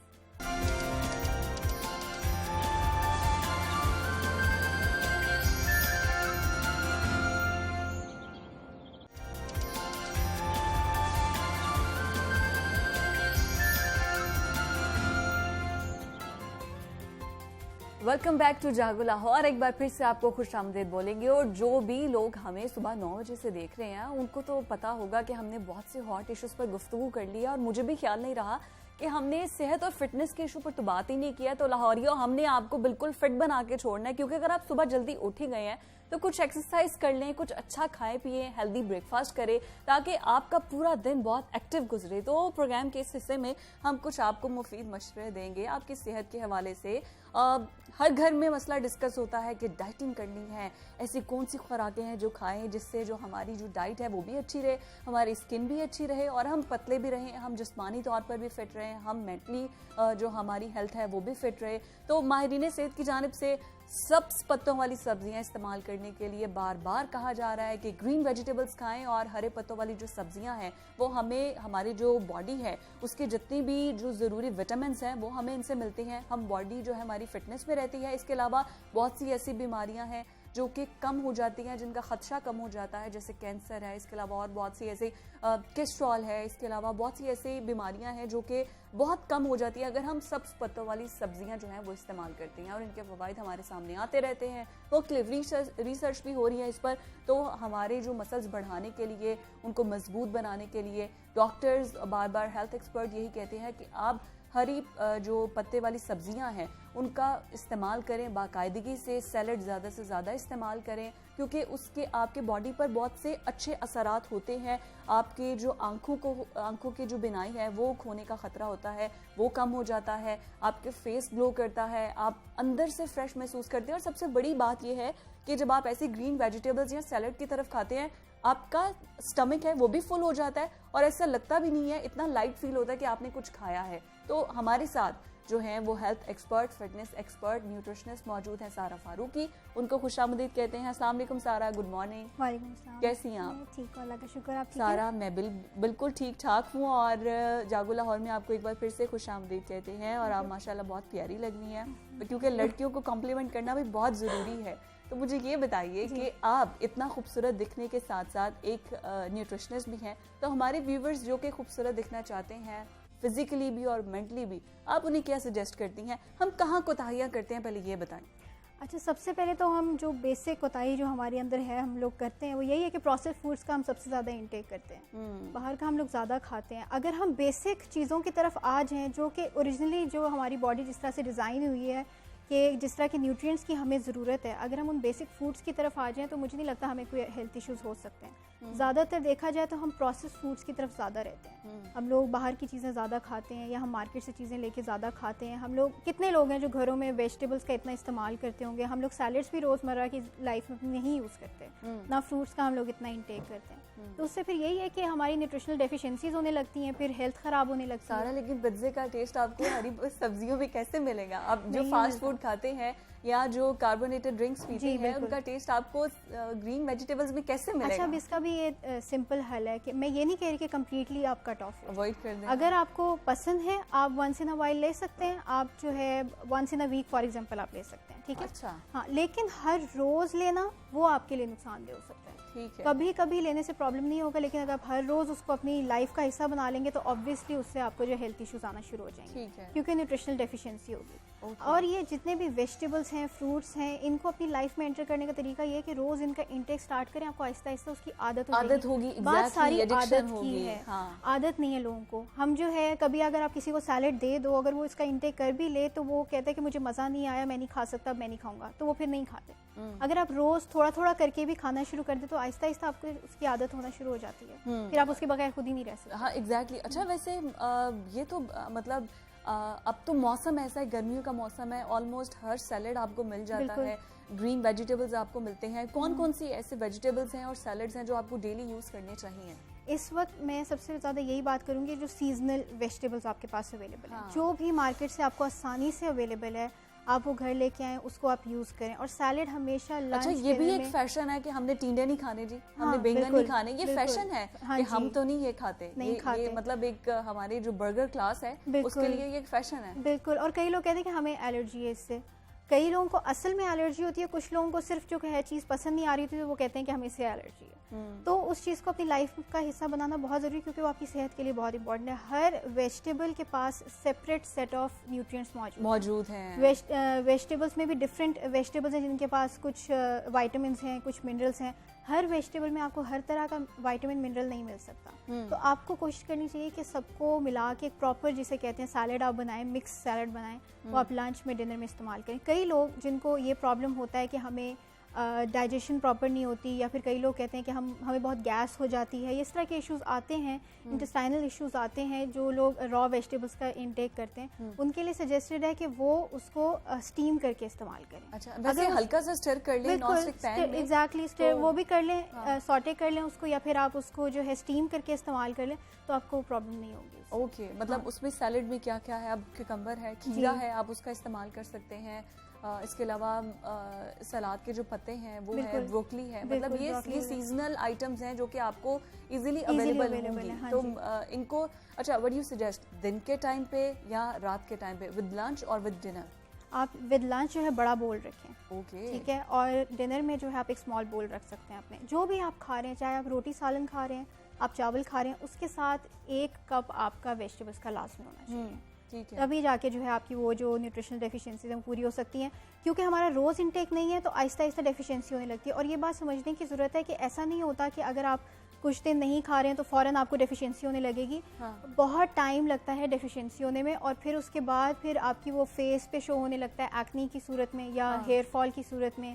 आप बहुत लेथार्जिक फील करते हैं, थकन होती है, लोग अपने रोज़मर्रा के काम नहीं कर पाते, सुबह उठा नहीं जाता आपसे, और बहुत सारे इस तरह के इश्यूज आना शुरू होते हैं। लेकिन ये बहुत लेटर स्टेज वो होती है। यही है ना, एट अर्ली स्टेज आपको उस उम्र के उसको हिस्से में exactly। आपके जॉइंट्स पेन हो जाता है या कुछ ना कुछ ऐसा है, बॉडी ने रिएक्ट तो करना है, कहीं ना कहीं ऑस्टियोपोरोसिस हो बताना। जाता है। हाँ। तो कोशिश करें कि इसको अपनी लाइफ का हिस्सा बनाएं। फिर वही बात है, आप सप्लीमेंटेशन पे आ जाते हैं। सप्लीमेंट्स भी आप कुछ अर्सा लेके फिर आप छोड़ देते हैं, फिर आहिस्ता आहिस्ता दोबारा बॉडी डेफिशिएंसी की तरफ आना शुरू हो जाती है। हाँ एग्जैक्टली। अच्छा, वैसे ये सप्लीमेंट्स की आपने बात की, इससे मेरे माइंड में क्वेश्चन आया कि हम लोग नेचुरल जहाँ से हमें न्यूट्रिएंट्स मिल रहा है, प्रोटीन मिल रहा है, कैल्शियम मिल रहा है, हम उस तरफ नहीं जाते। हम कहते हैं कि हमें एक सप्लीमेंट मिली, हमने वो गोली खा ली और वो बॉडी के अंदर जो काम कर रही है वो इस तरह से, मतलब हम उसका भी यू टर्न की तरफ जाते हैं कि कोई सेकंड हैंड हमें कोई काम मिल जाए, हम फौरन उसका हाँ, हम लोग तो वो हमेशा पूरा शॉर्टकट हाँ एग्जैक्टली शॉर्टकट। तो वो न्यूट्रिएंट्स हमारी बॉडी को सप्लीमेंट्स फायदा कितना देती है? अच्छा देखिए, इसमें ना सबसे इम्पोर्टेंट बात यह है कि हम लोग ना डायरेक्टली सप्लीमेंट के ऊपर डिपेंड करना शुरू हो जाते हैं। हाँ, ठीक है। सप्लीमेंट का मतलब ये है कि जो आप ऑलरेडी डाइट ले रहे हैं वो उसके एडिशन पे आपको वो हेल्थ बेनिफिट दे सकते हैं। एग्जैक्टली। अगर आप वो डाइट अच्छी नहीं है, आप पिज़्ज़ा बर्गर इस तरह की चीज़ें खा रहे हो, साथ में आप समझ रहे हैं कि आप सप्लीमेंट लेते रहेंगे तो आपकी हेल्थ बेहतर रहेगी, ऐसा कुछ भी नहीं होगा। वो आपको फ़ायदा नहीं दे सकती जब तक आपकी डाइट बेहतर नहीं हो सकती। और आपकी बॉडी जो है वो नेचुरल फूड से जो न्यूट्रिएंट्स मिलते हैं उनको ज़्यादा बेहतर तरीके से रिकग्नाइज कर सकती है। जो आप सप्लीमेंट कुदरत का process है ना एग्जैक्टली, हाँ जी, जो आप सप्लीमेंट की फॉर्म में ले रहे हैं वो आप टेम्प्रेरी तौर पे ले सकते हैं। आप अपनी बॉडी को उस पर डिपेंडेंट नहीं कर सकते। आप कुछ अर्सा लेंगे, फिर आपको वो चीज़ छोड़नी पड़ेगी, फिर इवेंचुअली आपकी बॉडी दोबारा से वो डेफिशिएंसी की तरफ आ जाएगी। तो बेहतर है कि अपनी लाइफस्टाइल इस तरह से रख लें कि आपको उन चीज़ों की आदत हो जाए, वेजिटेबल्स की, फ्रूट्स की, कि हर रोज़ आप उनका इंटेक करें। हाँ। और ये सबके लिए, बच्चों के लिए, बड़ों के लिए, हर एज ग्रुप में जो है इस चीज़ की आदत डालनी चाहिए। अच्छा, बड़े तो फिर मैंने देखा है कि वो मतलब समझ रखते हैं कि ये हमें फ़ायदा देंगे। बच्चे और टीनेजर्स वो इतना कोई फोकस नहीं करते, वो कहते हैं हम नहीं ये खा सकते, हमें ये नहीं खाना। बच्चे स्पेशली ज़्यादा जिद करते हैं, तो उनको किस तरह से लाया जाए कि वो इस तरह से सब्जियां और वेजिटेबल्स और फ्रूट्स की तरफ आए? सबसे पहले तो मैं कहूँगी कि जो अभी भी नए नए पेरेंट्स बने हैं या जिनके अभी बच्चे पैदा हुए हैं, उनको शुरू से ही जब उनकी वीनिंग प्रोसेस स्टार्ट होता है, आदत डालें इन चीज़ों की। जब आप उनको सॉलिड फूड इंट्रोड्यूस कराते हैं, आप उनको वेजिटेबल्स की, फ्रूट्स की आदत डालें, उनको इंट्रोड्यूस करवाएं। आप इंट्रोड्यूस नहीं करवाते उस वक्त। आप अक्सर आपने देखा होगा छोटे बच्चों को वो चॉकलेट, चिप्स और इस तरह की चीज़ें पकड़ा दी जाती हैं। अब बच्चे का टेस्ट उस चीज़ के लिए डेवलप हो जाता है। फिर बाद में उसी चीज़ के लिए जिद करता है कि मुझे पिज़्ज़ा मंगवा दो या मुझे बर्गर मंगवा दो, मुझसे ये सैलड्स और ये चीज़ें नहीं खाई जा रही। फिर पेरेंट्स परेशान हो जाते हैं। शुरू से आप उसको आदत डालेंगे, वो बाद में जिद नहीं करेगा। वो उन्हीं चीज़ों को पसंद करेगा जो आपने स्टार्ट में उसको इंट्रोड्यूस करवाई। बिल्कुल। और ऐसे बहुत सारे बच्चे हैं जो कि शुरू ही एज से जो है वो अपना ये चीज़ें खाना शुरू कर देते हैं। फ्रूट्स, वेजिटेबल्स को वो पसंद करते हैं। अच्छा, जो फ्रोज़न मीट है और फ्रोज़न, अब देखिए आपको पराठे और इस तरह की चीज़ें मिल जाती हैं। कहते हैं कि ये भी एक हेल्दी न्यूट्रिएंट है तो चिकन ही और है तो पराठा ही। तो ये क्या ये न्यूट्रिएंट है या ये भी आपके सेहत को डैमेज करता है? फ्रेश आप यूज़ करें वो ज़्यादा बेहतर है। जो आपके सामने चीज़ बन रही है वो ज़्यादा चीज़ बेहतर होती है। जो बेसिकली फ्रोज़न आइटम्स हैं उनकी इवेंचुअली जो उनकी न्यूट्रिशनल वैल्यू है वो आहिस्ता आहिस्ता ख़त्म होती चली जाती है। अच्छा। हाँ, तो बेहतर है कि आप फ्रेश आइटम यूज़ करें, वो ज़्यादा बेहतर है। बिल्कुल ठीक है, थोड़ी एफर्ट कर लें बच्चे की और अपनी सेहत के हवाले से। यही हमारा प्रॉब्लम है, हम एफर्ट नहीं करना चाहते। हम हर चीज़ का शॉर्टकट ढूंढते हैं कि वो जल्दी से चीज़ बन जाए और हम उसका जो है इस्तेमाल कर लें। बिल्कुल ठीक है। अच्छा सारा, अगर मुख्तलिफ डाइट्स की तरफ आ जाए तो मतलब यंगस्टर्स हैं बहुत सी ऐसे, आपको पता है कीटो और डिफरेंट किस्म की डाइट्स हैं, तो ये डाइट क्या करनी चाहिए या नहीं करनी चाहिए? And on the other hand कि कीटो डाइट में क्या क्या शामिल होना चाहिए? क्या उसमें भी वेजिटेबल्स ही होती हैं?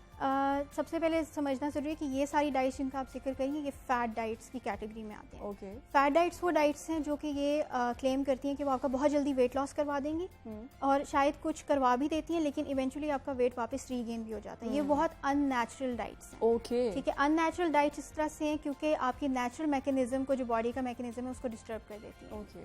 उसके बाद इसके साइड इफेक्ट्स पे भी बताइएगा। साइड इफेक्ट्स आते हैं और आपको हेल्थ इश्यूज लाजमी आते हैं। फॉर एग्जांपल आप कीटो डाइट की बात करें, उसमें कीटो फ्लू होता है। लोगों को बाल गिरना, स्किन ख़राब होना, चक्कर आना, वीकनेस होना, आंखों के आगे अंधेरा आ जाता है जाना, चलते चलते, और आपसे जो है काम नहीं होता, आप रोज़ जो करना चाहते हैं वो आपसे नहीं होता। तो इस तरह के बहुत सारे इश्यूज आ रहे हैं। आप सिर्फ एक गोल वो अचीव करने के लिए आप अपनी पूरी हेल्थ डिस्टर्ब कर देते हैं, तो उसका क्या फ़ायदा। ज़्यादातर अगर आप देखें आजकल सबसे ज़्यादा अफसोस की बात है कि लोग किसी डाइटिशियन न्यूट्रिशनिस्ट को विजिट तब करते हैं जब उन्हें वेट लूज़ करना हो या वेट गेन करना हो। हाँ। ठीक है, बहुत कम ऐसे होता है कि कोई कहे कि मैं अपनी सेहत के लिए हेल्दी लाइफस्टाइल के लिए एग्जैक्टली उसके लिए विजिट करना चाहता हूँ। नहीं, ऐसा कभी नहीं होता। आपको ज़्यादातर वो यहाँ तक कि इस हद तक चले जाते हैं कि हमारा बस वेट लूज हो जाए, किसी भी तरीके से हो जाए, आप हमें मेडिसिन दे दें, कुछ भी दे दें, हमारा वेट लूज हो जाए। मतलब कि उनको अपनी सेहत का नहीं उतना एहसास होता है कि भाई हमारी सेहत कितनी ज़रूरी है। बाद में बेशक जो मेजर इश्यूज आए।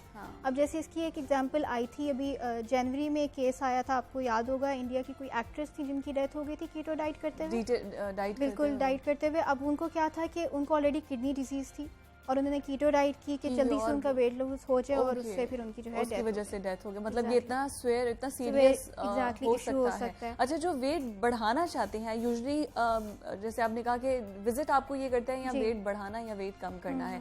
अब जो बढ़ाना है, जो मैंने अपने इर्द गिर्द आम देखा है, हमने वेट बढ़ाना है तो कहते हैं आप चीनी का इस्तेमाल कर दें, आप पोटैटोज का इस्तेमाल ज़्यादा कर दें। मतलब this is not a healthy thing, लेकिन वो कहते हैं कि आपका वेट बढ़ जाएगा। तो जिन्होंने बढ़ाना है उसके लिए क्या हेल्दी आइटम्स हैं? जो अंडरवेट पीपल हैं उनको ये खुशफहमी होती है कि अगर हम बाहर का खाते रहते हैं तो हमारा वेट तो गेन होगा नहीं, तो कोई इशू की बात नहीं है। हालांकि जो ओवरवेट पर्सन को इश्यूज हो सकते हैं वही सेम इश्यूज एक अंडरवेट पर्सन को भी हो सकते हैं। यानी ओवरवेट पर्सन को अगर हार्ट डिजीज हो सकती है, उसको डायबिटीज हो सकती है, वो अंडरवेट पर्सन को भी हो सकती है। तो सेम इश्यूज उनके लिए भी हैं। ऐसा नहीं है कि अगर आप वो चीज़ें खा रहे हैं तो वो आपको इफेक्ट नहीं कर रही, उनके नेगेटिव इफेक्ट्स आपके ऊपर भी आ रहे हैं। अच्छा सारा, अगर स्पेसिफिकली वुमेन्स की बात करें तो at a certain age, मतलब लेट्स सपोज आफ्टर 40 आफ्टर 50, तो ये होता है कि उनका जो फैट होता है वो जम सा जाता है बॉडी के अंदर। वो जितनी भी मर्जी डाइट कर ले, कुछ भी कंट्रोल कर ले, वो कम नहीं होता। इसकी क्या वजह है? जैसे जैसे आप एज करते हैं आपका मेटाबॉलिज्म स्लो होता चला जाता है, तो इवेंचुअली आपकी बॉडी में फैट डिपॉजिट होना ही होता है, अनलेस कि आप शुरू से ही एक्टिव लाइफस्टाइल गुजार रहे हैं। तो मैं बहुत सारी ऐसी एजेड खवातीन को जानती हूँ जो अभी भी जिम जाती हैं, प्रॉपर उन्होंने अपने आप को इन्हीं के लिए रखा हुआ है। बहुत थोड़ा मैंने देखा है, बहुत थोड़ी डाइट करती हैं और मतलब हमारे घर के अंदर सारा काम करती हैं, मतलब इतनी एक्टिव होने के बावजूद भी उनका वेट नहीं गिरता। हाँ जी, मैंने इस तरह के भी कई लोग हैं, लेकिन बात यही है कि आपको अपनी डाइट कॉन्स्टेंटली वैसी रखनी पड़ती है। आप अपनी अच्छी डाइट रखें, साथ में आप एक्सरसाइज या वॉक वगैरह लाजमी रखें। ज़्यादातर जो घर में ख़वातीन जो कामकाज में मसरूफ़ होती हैं उनको लगता है कि सिर्फ घर के काम अगर वो कर रही हैं तो उनकी एक्सरसाइज हो रही है। ठीक है, ये नहीं है, आपको अलग से एक्सरसाइज के लिए टाइम निकालना पड़ेगा, आपको वर्कआउट करना पड़ेगा, एक्स्ट्रा एफर्ट करनी पड़ेगी, तब जाके आपका वेट लूज होगा। अच्छा सारा, मुझे ये बताइए इसके साथ साथ कि हम ग्रीन वेजिटेबल्स का आपने बताया कि ये हमारी सेहत पे बहुत अच्छा इफेक्ट डालती हैं, लेकिन कौन सी ऐसी बीमारियां हैं अगर आपको हैं, लेट्स सपोज अल्लाह ना करे वैसे ऐसा हो, लेकिन बहुत सी ऐसी बीमारियां होती हैं जो कि इन वेजिटेबल्स के ज़रिए हम उसके पूरा ख़त्म तो नहीं कर सकते लेकिन उसके सिम्टम्स को कम कर सकते हैं जो हमारी बॉडी को अफेक्ट ना करें। तो ग्रीन वेजिटेबल्स के जरिए कौन सी ऐसी बीमारियां हैं? डायबिटीज़ है, किडनी स्टोन्स हैं, आपकी किडनी डिजीज़ आ जाती है, और लिवर डिजीज़ हैं, और इसके अलावा हार्ट डिजीज़ है, उसको प्रिवेंट किया जा सकता है, कोलेस्ट्रॉल डिक्रीज़ किया जा सकता है। उसका तरीका यही है कि आप क्योंकि ग्रीन वेजिटेबल्स का इंटेक करते हैं उसके अंदर फाइबर मौजूद है। फाइबर की क्वांटिटी जितनी ज़्यादा है, फाइबर ये करता है कि वो आपको एक तो फुल भी रखता है, आपको वेट भी गेन नहीं होता, साथ में आपकी बॉडी में जो कोलेस्ट्रॉल है उसको भी डिक्रीज कर देता है। तो इससे जो है वो प्रिवेंट हो सकता है। उससे आगे जाके हार्ट डिजीज का भी प्रॉब्लम जो है वो इशू वो किया जा सकता है, केटर किया जा सकता है। अच्छा, वैसे एक्सेसिव कोई भी चीज़ हो, ज्यादा हो किसी भी चीज़ की, वो तो आपके बॉडी को उसके साइड इफेक्ट ही होते हैं। लेट्स सपोज के बहुत ज़्यादा लोग जो मीट की तरफ जिनका रुझान है, उनका कोलेस्ट्रॉल लेवल ज़्यादा हो जाता है, यूरिक एसिड ज़्यादा हो जाता है, तो क्या ग्रीन वेजिटेबल्स भी बहुत एक्सेसिव पागलों की तरह अगर कोई इस्तेमाल करे तो कोई भी पागलों की तरह नहीं यूज़ कर सकता। वैसे भी मैं आपको बताऊं, एक दिन में हमें अराउंड 6 कप्स चाहिए होते हैं, कोई भी इंसान 6 कप्स नहीं खा सकता। ठीक है, तो मुश्किल से आप 2 to 3 कप्स ही ले सकते हैं कोई भी वेजिटेबल्स की। मतलब अगर आप डिनर और लंच में भी ले रहे हैं तो आप उसको पूरा 6 कप्स एग्जैक्टली वो पूरे कप्स आप नहीं कर सकते। तो कोई भी एक्सेसिव अमाउंट में इनका इंटेक नहीं कर सकता। कैलोरीज इनमें बहुत कम होती हैं, मैक्सिमम भी अगर 1 कप से आपको मिलेंगी 25 to 30 कैलोरीज मिलेंगी, इससे ज़्यादा नहीं मिलेंगी। अच्छा, इससे ज़्यादा नहीं मिलेंगी। बहुत शुक्रिया सारा फारूकी हमारे साथ मौजूद। आज के प्रोग्राम से मुझे इजाज़त दीजिए, आपसे मुलाकात होगी फिर इंशाल्लाह। अल्लाह हाफ़िज़।